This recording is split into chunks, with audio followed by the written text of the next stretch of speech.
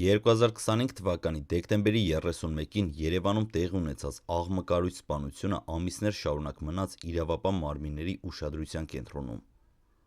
Դեպքը տեղի էր ունեցել Կոմիտասի պողոտայի 44-րդ շենքի բակում, որտեղ հրազենից արձակված կրակոցների հետևանքով մահացել էր Ռոբերտ Ստեփանյանը, հանրությանը հայտնի Ռուստամ Ստեփանյանի հայրը։ Դեպքից անմիջապես հետո նախաձեռնվել էր քրեական վարույթ, իսկ նախաքննությունը հանձնվել էր Հայաստանի Հանրապետության քննչական կոմիտեի հատկապես կարևոր գործերի քննության գլխավոր վարչության մարդու դեմ ուղղված հանցագործությունների քննության վարչությանը։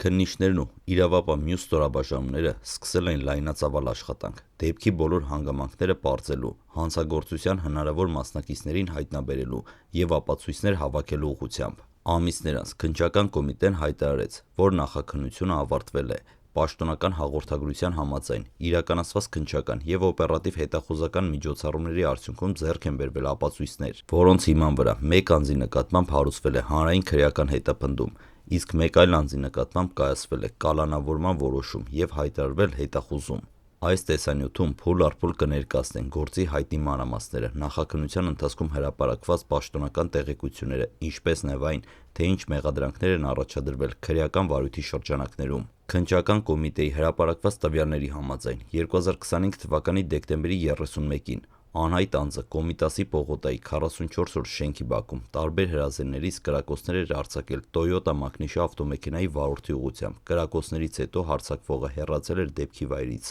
Վիրավորված տղամարդուն շտապ տեղափոխել էին բժշկական կենտրոն, սակայն ստացած հրազենային վնասվածքների հետևանքով նրա կյանքը փրկել չէր հաջողվել։ Սպանության մասին տեղեկությունը կարճ ժամանակում լայն տարածում գտավ լրատվամիջոցներում և սոցիալական ցանցերում, քանի որ դեպքը տեղի էր ունեցել Երևանի մարդաշատ հատվածներից մեկում, այն մեծ հանրային արձագանք էր առաջացրել։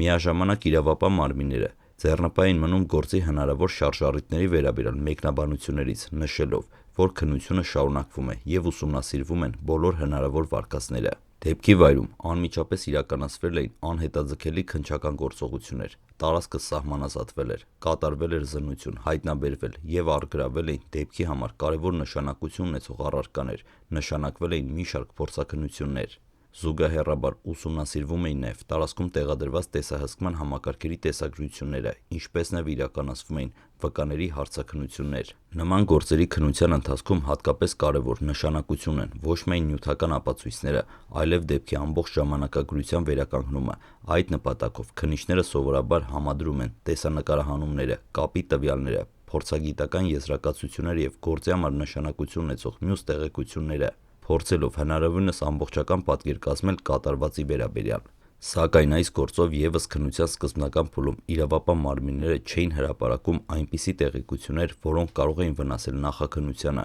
Պաշտոնական հաղորդագրությունները սահմանափակվում էին միայն հաստատված փաստերով, իսկ գործի մյուս մանրամասները շարունակում էին մնալ նախաքննության գաղտնիության շրջանում։ Սպանությունից հետո գործով սկսվեց լայնածավալ նախաքննություն։ Քննչական կոմիտեի տվյալներով իրականացվել են բազմաթիվ քննչական և ապացուցողական գործողություններ, ինչպես նաև օպերատիվ հետախուզական միջոցառումներ։ Քննության նպատակն էր ոչ միայն պարզել հանցագործության կատարած անձի ինքնությունը, այլև վերականգնել դեպքի ամբողջական պատկերը և ստուգել գործի հետ կապված բոլոր հնարավոր հանգամանքները։ Նմանատիպ գործերի քննության ընթացքում իրավապահ մարմինները սովորաբար համադրում են տարբեր աղբյուրներից ստացված տեղեկությունները, ուսումնասիրվում են դեպքի վայրում հայտնաբերված հետքերը, տեսահսկման համակարգի տեսագրությունները, փորձագիտական եզրակացությունները, ինչպես նաև այն տվյալները, որոնք կարող են օգնել պարզելու հանցագործության նախապատրաստման և կատարման հնարավոր ընթացքը։ Քրեական գործի շրջանակում նշանակվում են նաև տարբեր տեսակի փորձաքննություններ, որոնց արդյունքում հետագայում կարող են դառնալ ապացույցների կարևոր մաս։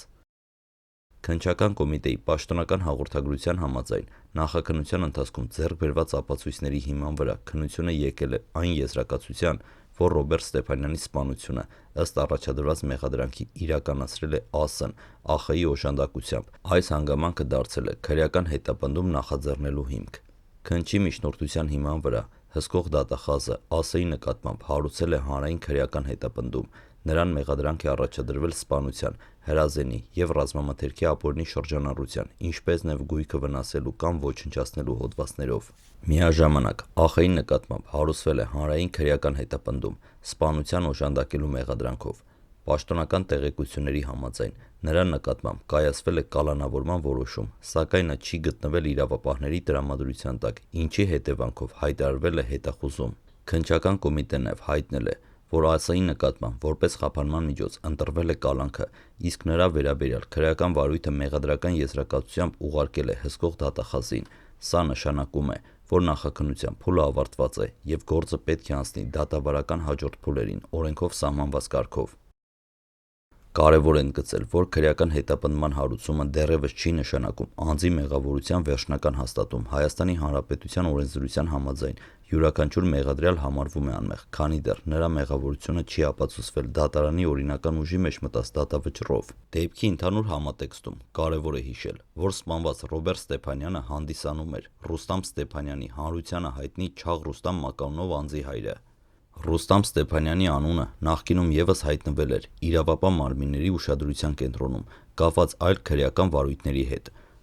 Դրանցից մեկի շրջանակում նրան մեղադրանք էր առաջադրվել սպանության կազմակերպման հոդվածով, և նա երկար ժամանակ գտնվել է կալանքի տակ։ Հետագայում դատական գործընթացի ընթացքում նրա խափանման միջոցը փոփոխվել էր, և որոշ ժամանակ նա գտնվել էր ազատության մեջ այլընտրանքային սահմանափակումների պայմաններում։ Սակայն կարճ ժամանակ անց դատական որոշումների և բողոքարկման գործընթացների արդյունքում նրա նկատմամբ կրկին կիրառվել էր կալանք, և նա տեղափոխվել էր նախնական կալանքի վայր։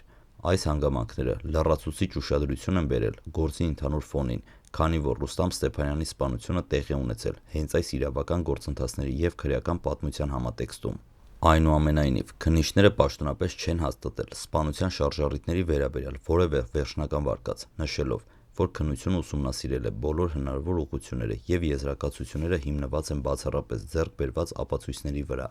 Ամիսներ տևած նախաքննությունից հետո քննչական կոմիտեն հայտարարեց, որ գործով նախաքննությունը ավարտվել է։ Պաշտոնական հաղորդագրության համաձայն իրականացված մեծածավալ քննչական և օպերատիվ հետախուզական գործողությունների արդյունքում ձեռք են բերվել բավարար ապացույցներ, որոնց հիման վրա մեկ անձի նկատմամբ հարուցվել է քրեական հետապնդում սպանության, հրազենի ապօրինի շրջանառության և գույքային վնաս պատճառելու հոդվածներով։ Միաժամանակ մեկ այլ անձի նկատմամբ հարուցվել է մեղադրանք սպանությանը օժանդակելու համար, և նրա նկատմամբ հայտարարվել է հետախուզում։ Գործի նյութերը մեղադրական եզրակացությամբ ուղարկվել են հսկող դատախազին հետագա դատավարական փուլը սկսելու նպատակով։ Քննչական մարմինները գործի սկզբնական փուլից ընդգծել են, որ ուսումնասիրվել են մի քանի հնարավոր վարկածներ կապված սպանության շարժառիթների հետ։ Դրանց թվում են եղել անձնական հարաբերությունների, նախկին կոնֆլիկտների, ինչպես նաև հնարավոր հաշվեհարդարի վարկածները։ Այնուամենայնիվ, պաշտոնական մարմինները հրապարակային հայտարարություններում չեն հաստատել կոնկրետ մեկ շարժառիթ, նշելով, որ քննությունը հիմնված է միայն ձեռք բերված փաստական տվյալների վրա և վերջնական գնահատականը տրվելու է դատական փուլում։ Նման ծանր հանցագործությունների դեպքում քննությունը սովորաբար իրականացնում է բազմաուղղված մոտեցում, ստուգվում է ոչ միայն անմիջական կատարողների հնարավոր կապերը, այլ նաև այն անձանց շրջանակը, որոնք կարող էին որևէ կերպ ներգրավված լինել կազմակերպման կամ օժանդակության փուլերում։ Այս գործով ևս քննիչները իրականացրել են մեծ ծավալի աշխատանք, փորձելով վերականգնել դեպքի ամբողջական շղթան, սկսած նախապատրաստական գործողություններից մինչև հանցագործության կատարումը և հետագա փախուստը։ Քրեական գործի նախաքննության ավարտից հետո նյութերը փոխանցվել են հսկող դատախազին։ Սա նշանակում է, որ գործը անցել է դատավարական հաջորդ փուլ, դատարանում քննության ներկայացվելու նպատակով։ Ռոբերտ Ստեփանյանի սպանության գործը դարձավ հերթական այն քրեական դեպքերից մեկը, որը մեծ հասարակական արձագանք ստացավ, ինչպես կատարման հանգամանքների, այնպես էլ գործի հետ կապված անձանց նախապատմության պատճառով։